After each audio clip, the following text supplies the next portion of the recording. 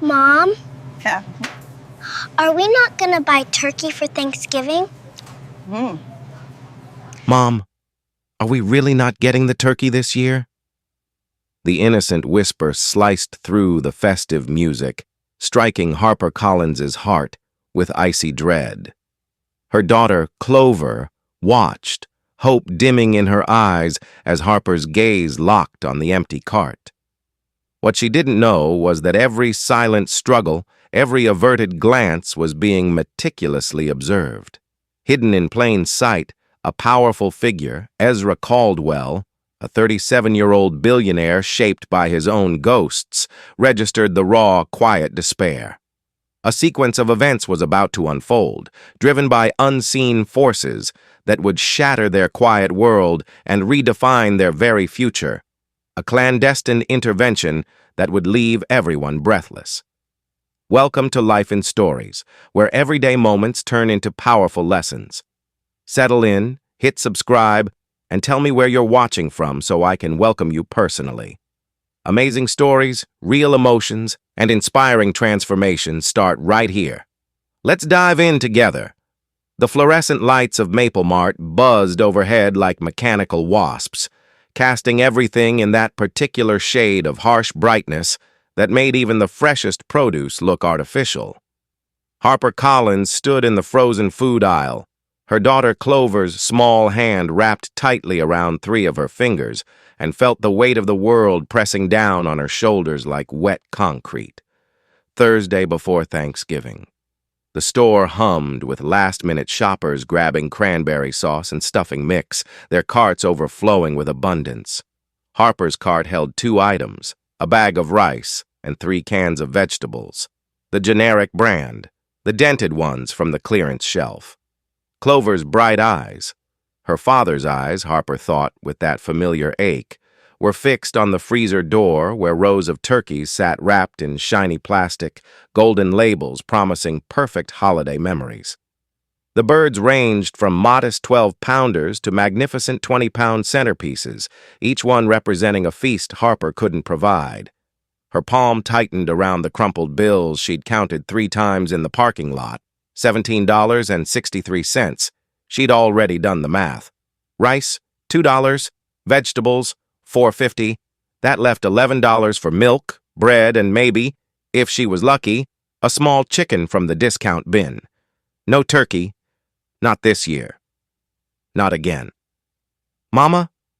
Clover's voice was barely a whisper, small and careful in that way children learn when they've absorbed too much adult worry.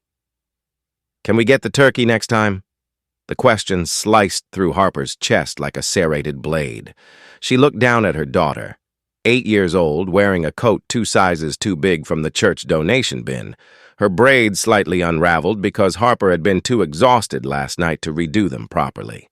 Clover was trying so hard to sound brave, to be understanding, to make this easier. It made everything infinitely harder. Harper knelt down, her knees protesting against the cold tile floor. She tucked a loose braid behind Clover's ear and summoned a smile that felt like lifting a boulder. I'm sorry, baby. We'll make something special with the chicken we have at home. Remember how much you loved my garlic chicken last month? Clover nodded quickly, blinking fast, her small fingers curling into Harper's sleeve like she was anchoring herself. She didn't cry. She never did anymore. She'd grown used to making do, to hearing, maybe next time, to watching other children have things she couldn't. But Harper could see the disappointment she tried so desperately to hide, swimming just beneath the surface of those beautiful brown eyes. It's okay, Mama. Clover squeezed her hand. We still have each other.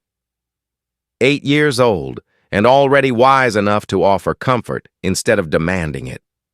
The pride and heartbreak of that reality nearly buckled Harper's knees.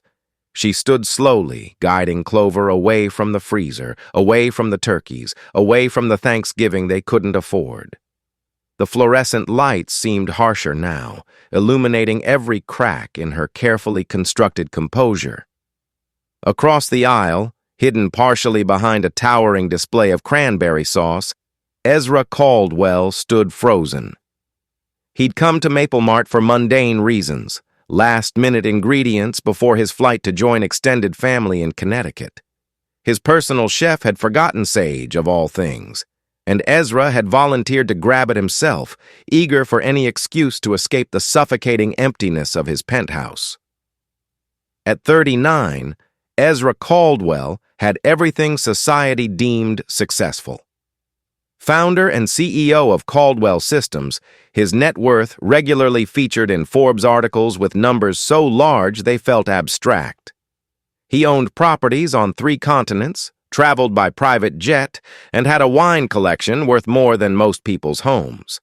He also had a grief so profound it had hollowed him out from the inside. 2 years since Desmond died, his younger brother, his best friend, his anchor to humanity. A car accident on a rainy Tuesday afternoon, so ordinary and sudden it felt like cosmic cruelty.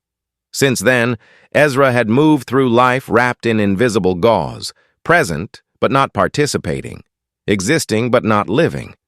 The store was warm and bright, aisles packed with cheerful shoppers, Christmas music already bleeding through the speakers, though Thanksgiving hadn't arrived. Ezra felt none of it. He'd grown accustomed to this numbness, this perpetual distance from the world. But then he heard her. "Can we get the turkey next time?" The small voice cut through his emotional armor like it was nothing, piercing straight into the center of his chest. Ezra turned, drawn by something he couldn't name, and watched the scene unfold. A young woman, late 20s, maybe 30, kneeling before her daughter. He could see exhaustion carved into her features, the particular weariness of someone who worked too hard for too little.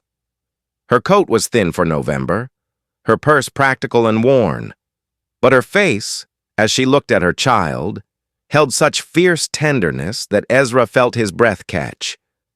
The little girl. God, the little girl. She was trying so hard to be brave, her small body practically vibrating with the effort of swallowing her disappointment. When she said, "We still have each other," Ezra felt something crack open inside him.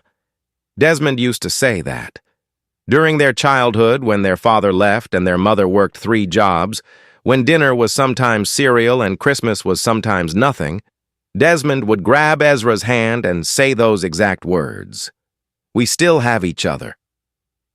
Ezra watched Harper slide the frozen turkey back into the freezer, her movements careful and dignified, like she was trying not to disturb the universe with her need. He watched her guide her daughter toward the checkout conveyor with only those 2 pitiful items, rice and canned vegetables. He watched the little girl squeeze her mother's hand, offering comfort she shouldn't have to give. And something shifted in Ezra's chest. Not a healing, nothing so complete, but a stirring.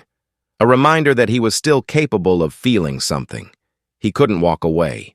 The store manager's name tag read Patricia, and she looked appropriately startled when a man in a cashmere coat worth more than her monthly salary approached her near the customer service desk. Ezra kept his voice low, conspiratorial. "I need your help with something." Patricia straightened, professional instincts kicking in. "Of course, sir. What can I do?" He nodded toward Harper and Clover, now in line at the checkout, their meager items already on the conveyor belt. "That family, I want to pay for everything they've chosen. And I want you to upgrade it.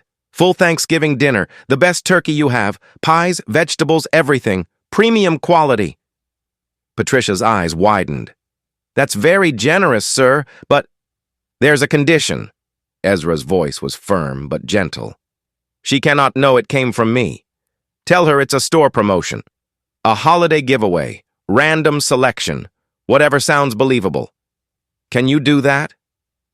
The manager studied him for a moment, perhaps searching for ulterior motives, perhaps simply surprised that such kindness existed in her fluorescent-lit domain.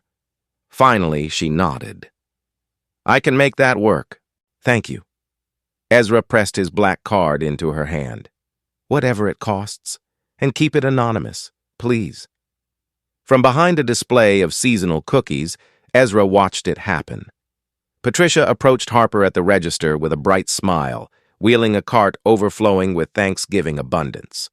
a golden turkey, fresh vegetables, stuffing mix, cranberry sauce, 2 pies, dinner rolls, and more. The cart looked like a magazine advertisement for the perfect holiday. Harper's face cycled through emotions so quickly Ezra could barely track them. Confusion, suspicion, disbelief. And then, slowly, like sunrise breaking over mountains, overwhelming relief. "This can't be for us," she said, her voice carrying across the checkout lanes. "It absolutely is," Patricia assured her. "Maple Mart's Holiday Blessing Giveaway. Random selection. No catch, no strings. Happy Thanksgiving." Harper covered her mouth with both hands, her shoulders beginning to shake. But it was Clover's reaction that undid Ezra completely. The little girl's eyes grew huge, wider than seemed possible, fixed on the turkey like it was made of solid gold. Her small mouth formed a perfect O of astonishment before breaking into the most radiant smile Ezra had ever witnessed. "Does this mean real turkey?" she whispered, as if speaking too loudly might shatter the miracle. Harper knelt down, gathering her daughter into her arms. "Yes, sweetheart, real turkey. Like on TV, with the crispy skin and everything? Just like that, baby." Clover let out a sound, half laugh, half sob, and buried her face in her mother's shoulder. Harper held her tightly, rocking slightly, tears streaming down her cheeks unchecked. Ezra blinked hard. His vision had gone blurry somehow. He watched them leave, Harper pushing the overflowing cart while Clover skipped beside her, chattering excitedly about drumsticks and wishbones and whether they should save the leftovers for sandwiches. Their happiness was so complete, so genuine, it seemed to light up the entire parking lot visible through Maple Mart's automatic doors. "Happy Thanksgiving," Ezra whispered to no one. He left before they could notice him, stepping out into the cold November air, breathing deeply. The numbness hadn't lifted entirely. Grief doesn't work that way. But something felt different. Lighter. He thought this was the end of it. A single moment of connection, a good deed done anonymously, a small restoration of faith in humanity for both parties involved. Their paths had crossed briefly, meaningfully, and now they would diverge forever. He would fly to Connecticut. She would enjoy her Thanksgiving. Life would continue on its separate tracks. Ezra was wrong. So profoundly, completely, life-changingly wrong. But standing in that parking lot, watching his breath fog in the cold air, he had no way of knowing that the universe had much larger plans for him and the waitress he'd just helped. No way of knowing that this wasn't an ending. It was barely even the beginning. 3 weeks later, Ezra Caldwell found himself desperately seeking something ordinary. The Thanksgiving gathering in Connecticut had been exactly what he'd expected. Polished conversations, expensive wine, relatives who measured success in stock portfolios and square footage. He'd smiled appropriately, answered questions about quarterly earnings, and felt absolutely nothing. The holiday had passed like scenery through a train window, present but unreachable. Now, back in the city with 2 hours before a board meeting, Ezra craved simplicity. Not his usual haunts with their truffle-infused everything and wait lists measured in weeks. Something real. Something Desmond would have chosen. The Sunrise Diner sat on a corner he'd passed 1,000 times without noticing. Red vinyl booths, laminated menus, coffee that came in ceramic mugs instead of artisanal pottery. A neon sign flickered weakly in the window, one letter perpetually threatening to die. Perfect. Ezra slid into a booth near the back, suddenly aware he was wearing a watch worth more than the diner's monthly rent. He removed it, tucking it into his coat pocket, feeling slightly ridiculous, but somehow lighter. "Be right with you," called a voice from across the restaurant. Ezra's entire body went still. He knew that voice. Something about its particular melody, the warmth beneath the exhaustion, triggered recognition before his conscious mind caught up. He turned, searching the bustling diner, And there she was, Harper. She moved between tables with practiced efficiency, balancing plates along her arm like a circus performer, her smile bright despite the shadows beneath her eyes. Her hair was pulled back in a practical ponytail, a few curls escaping near her temples. She wore the diner's standard uniform, powder blue dress, white apron, but somehow made it look almost elegant. She didn't see him, didn't recognize him. Why would she? They'd never actually met, never spoken, never occupied the same space beyond that frozen food aisle where he'd hidden behind cranberry sauce like a benevolent stalker. Ezra ordered coffee from another server, content to observe from his anonymous corner. What he witnessed over the next hour fundamentally altered his understanding of strength. The first test came in the form of a businessman in a too-tight suit, face flushed with the particular irritation of someone accustomed to being obeyed. "This isn't what I ordered." He shoved his plate toward Harper, eggs sliding dangerously close to the edge. "I said scrambled soft, not this rubber nonsense. Are you deaf or just incompetent?" The diner fell momentarily quiet. Other customers glanced up, witnesses to the small cruelty of powerful men in powerless settings.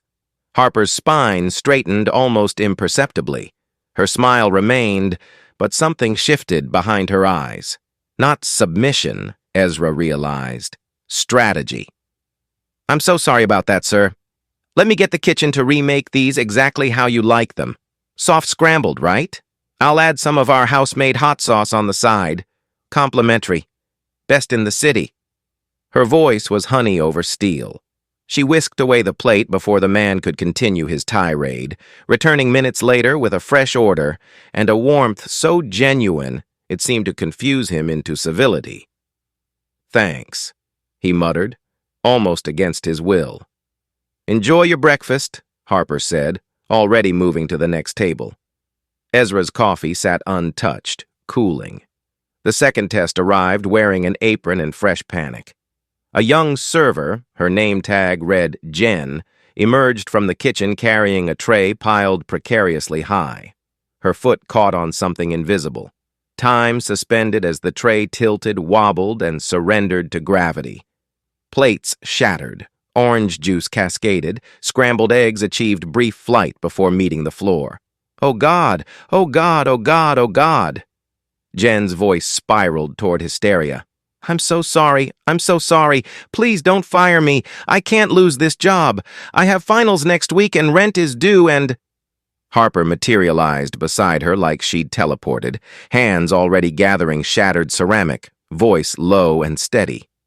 Hey, look at me." She caught Jen's trembling hands. "It's okay. Dishes break. That's literally why we have backup plates. Deep breath." "But Mr. Patterson." "I'll handle Mr. Patterson. You take table 6, they just need coffee refills. Easy. You've got this." Jen nodded shakily, wiping her eyes. Harper squeezed her shoulder once, firmly, before turning to address the disrupted customers with apologies and charm while simultaneously cleaning the disaster with remarkable speed. Ezra found himself leaning forward, captivated. But it was the menu board that truly revealed her. The diner's daily specials were handwritten on a chalkboard near the register, the original script cramped and barely legible. An elderly man at the counter squinted at it helplessly, adjusting glasses that clearly weren't strong enough. "Sorry, dear," he said to Harper. "These old eyes can't make heads or tails of that. What's the soup today?" Harper glanced at the board, then at the old man, then made a decision. "Give me 5 minutes, Mr. Howard. I'll fix that right up." She disappeared, returning with colored chalk. Ezra watched as she erased the cramped writing and began transforming the board. Her movements were confident, almost unconscious, muscle memory from a life she no longer lived. The new menu wasn't just legible, it was beautiful. Clean letters flowed in natural curves. But more than that, she added small illustrations, a steaming bowl of soup, a turkey leg with perfect cross-hatching, a mug of coffee releasing curling steam that somehow conveyed warmth through chalk alone. Simple, functional, and quietly, undeniably artistic. "There you go, Mr. Howard." Harper stepped back. "Chicken noodle today, housemaid." The old man beamed. "Now that's something special, dear. You should be making art, not pouring coffee." Harper's smile flickered, a wound briefly visible before she covered it with practiced grace. "Art doesn't pay the rent, Mr. Howard, but thank you." She moved on. Ezra couldn't. He found the owner, a weathered man named Pete, wiping down the counter during a brief lull. "That waitress?" Ezra said casually. "Harper. She's quite talented." Pete snorted. "Best employee I've ever had. Never complains, never calls out, handles everything. If I could clone her, I would." "Those drawings on the menu board, she did those?" "Yep. Used to be an illustrator or something. Wanted to work in children's books, she mentioned once. But life got complicated. Single mom, 2 jobs, the whole deal." Pete shrugged. "Happens, you know. Dreams don't pay for groceries." Ezra nodded slowly, something crystallizing in his chest. "No," he murmured. "They don't." That night, Ezra sat in his home office surrounded by screens worth more than most cars. His fingers moved across the keyboard, searching. HarperCollins, portfolio. The website was years old, its design dated, some images failing to load. But what remained told a complete story. Character designs bursting with personality. Children's book illustrations full of whimsy and emotion. Storyboards that demonstrated sophisticated understanding of visual narrative. Every piece carried something extra. A spark, a soul, the unmistakable fingerprint of genuine talent. Ezra scrolled slowly, carefully, feeling like an archaeologist uncovering buried treasure. The last update was 4 years ago, around the time her daughter would have been 4, around the time he imagined when survival finally consumed every hour that might have gone toward creation. He leaned back, staring at the ceiling. How many artists were out there, he wondered, their gifts slowly suffocating under the weight of circumstances? How many dreams had poverty quietly buried while the world remained oblivious? This wasn't about charity. Ezra had seen what charity did. The way it could diminish even as it helped, the complicated shame of receiving what you hadn't earned. Harper deserved something different. She deserved opportunity. Real, legitimate, earned on her own merit. The next morning, Ezra called his HR director. "We need someone for the children's app division," he said. "Junior illustrator, entry level but with growth potential. We weren't planning to expand that team until... Plans change. Post the position publicly. Standard hiring process, no shortcuts." He paused. "And make sure local creative job boards see it. Community postings. Places someone working 2 jobs might actually check." Silence. Then, "Is there a specific candidate you want us to—" "No favoritism," Ezra said firmly. "She earns it or she doesn't. Just ensure the opportunity finds her, that's all." 3 days later, Harper opened her email during a break at the diner. She read the posting twice, then a third time, hands trembling. Junior illustrator, Caldwell Systems, Children's App Division. The salary was more than both her current jobs combined. Benefits, creative work, a chance.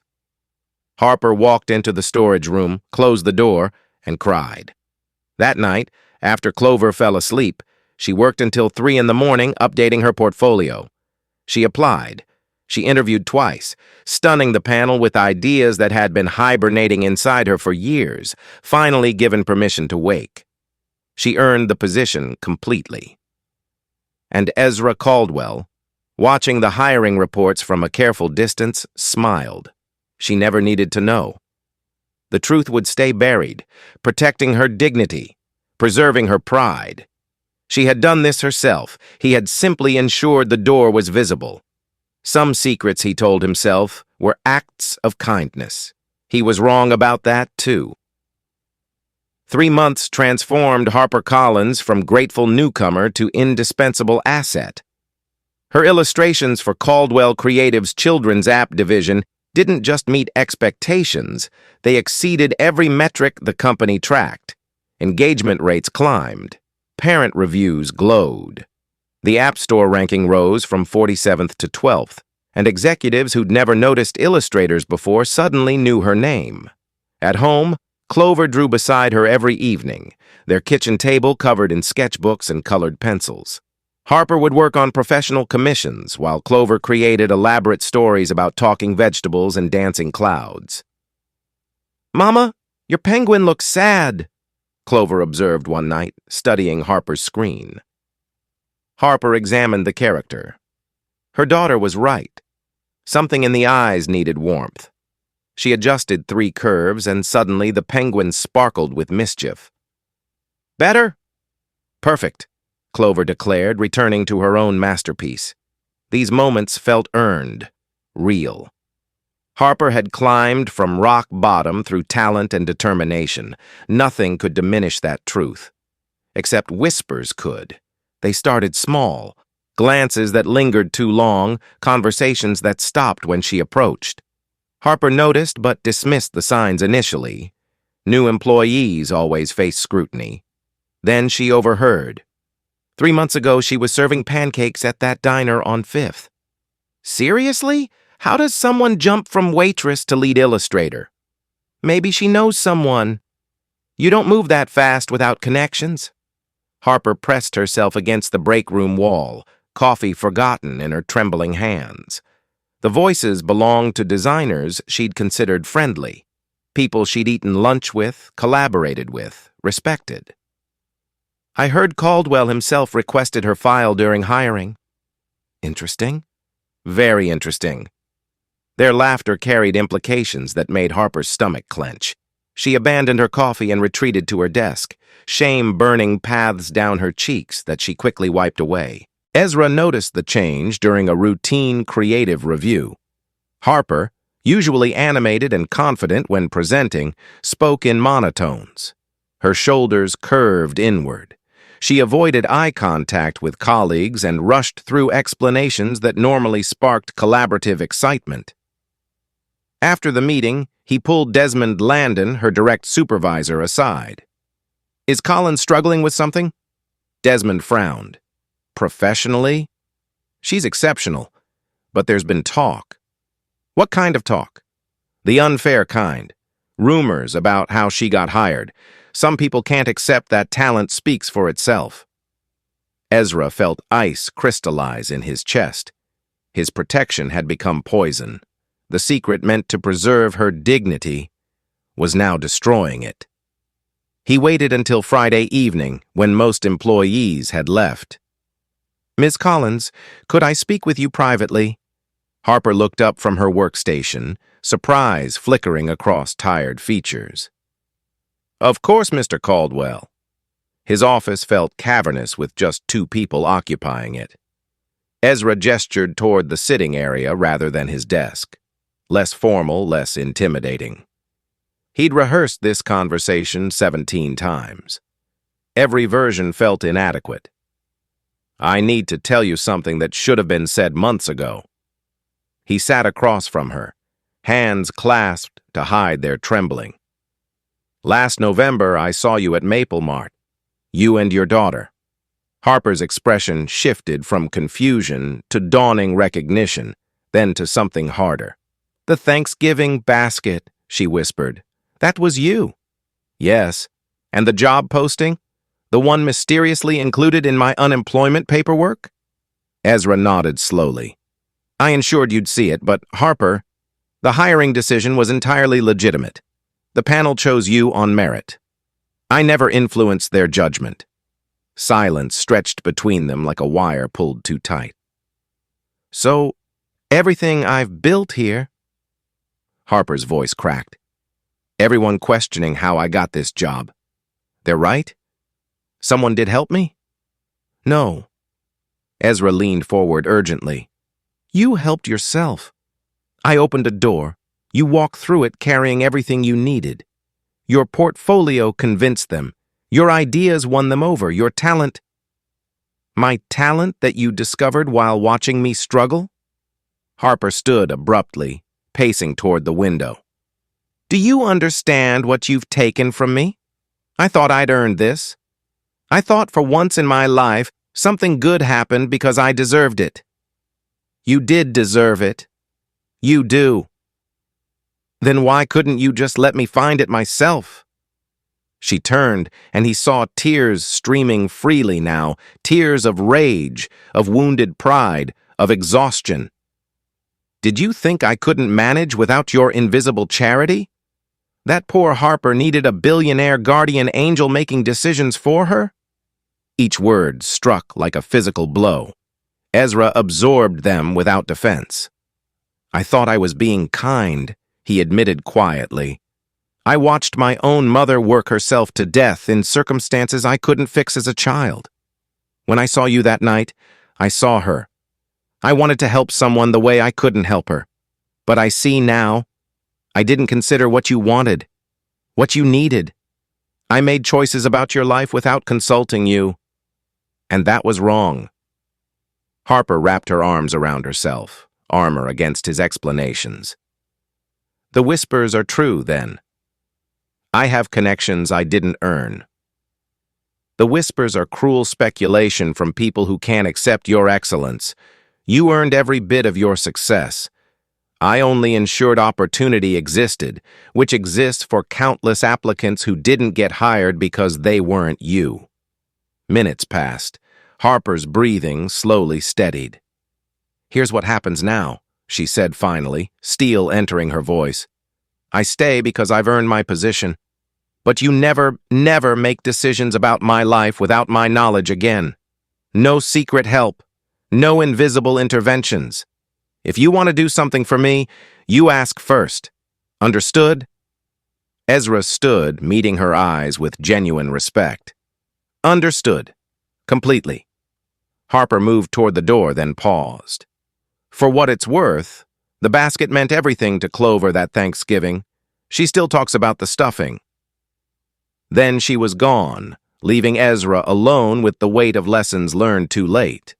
Healing arrived not as a single moment, but as accumulated breaths, each one slightly easier than the last.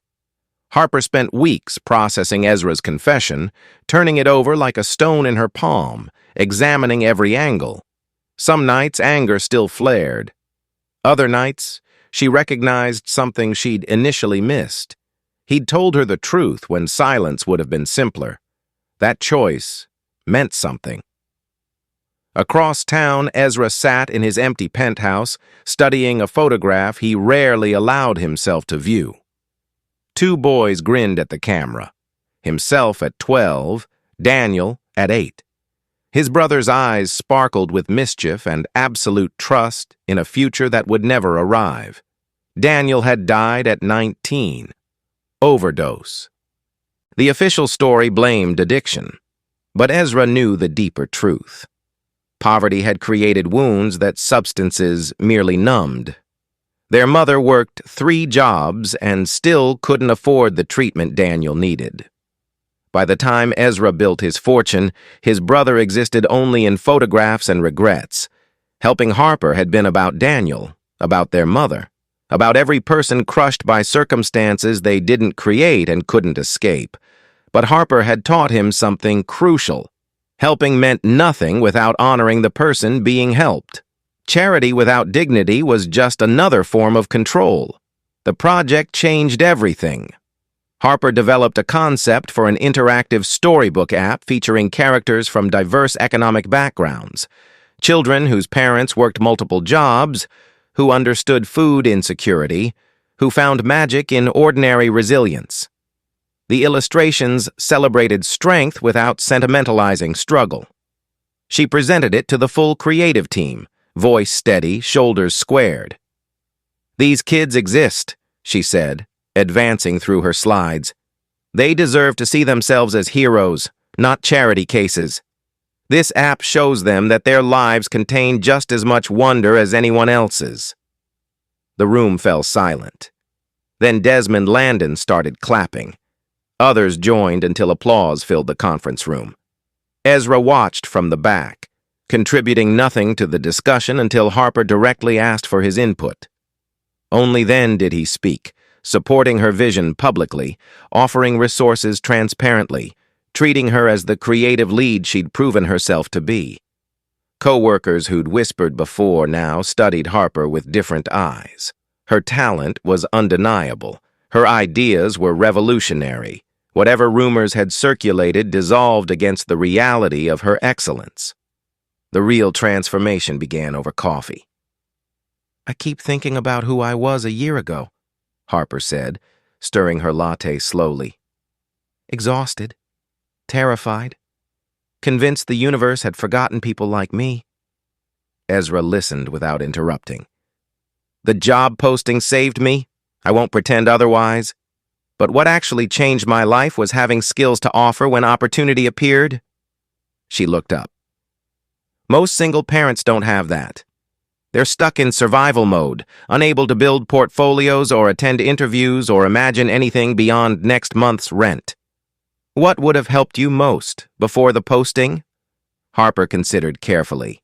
"Training I could access around Clover's schedule, affordable childcare during workshops, someone believing my experience had value even when my resume showed gaps. A pathway, not a handout." Ezra set down his cup. "Would you help me build that?" Caldwell Pathways launched 6 months later. The program offered everything Harper had described and more.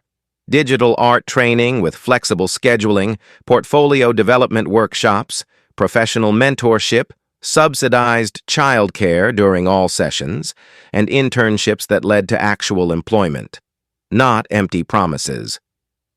Harper designed the curriculum herself, drawing from her journey through struggle toward stability. She knew which obstacles felt insurmountable and which supports made the difference between drowning and swimming. Ezra provided funding, facilities, and corporate partnerships, but he did nothing without Harper's explicit approval. Every decision was collaborative. Every choice was transparent. Their first cohort included 37 single parents. By graduation, 31 had secured positions in creative fields. The remaining 6 received extended support until they found their footing. One graduate, a mother of twins who'd been homeless 18 months prior, sent Harper a photograph. Her daughter standing proudly beside her new desk at a design firm downtown. Harper cried for an hour. Then she framed the picture and hung it in her office. Thanksgiving arrived wrapped in golden light and purpose. Harper carried a donated turkey toward Maple Mart's charity booth while Clover bounced beside her, clutching bags of stuffing mix. The same store that had witnessed her lowest moment now hosted their contribution to others, walking similar paths. "Mama, will the families like the food?" "They'll love it, baby, just like we did." Clover beamed, understanding more than a 5-year-old should about hunger and hope and the distance between them. A familiar figure approached the volunteer station. Ezra wore jeans and a simple sweater, no designer labels visible, no billionaire armor protecting him from ordinary humanity. He'd signed up for the morning shift, anonymous among other volunteers, until Harper spotted him. Their eyes met across tables laden with donations. "You came," she said. "You invited me."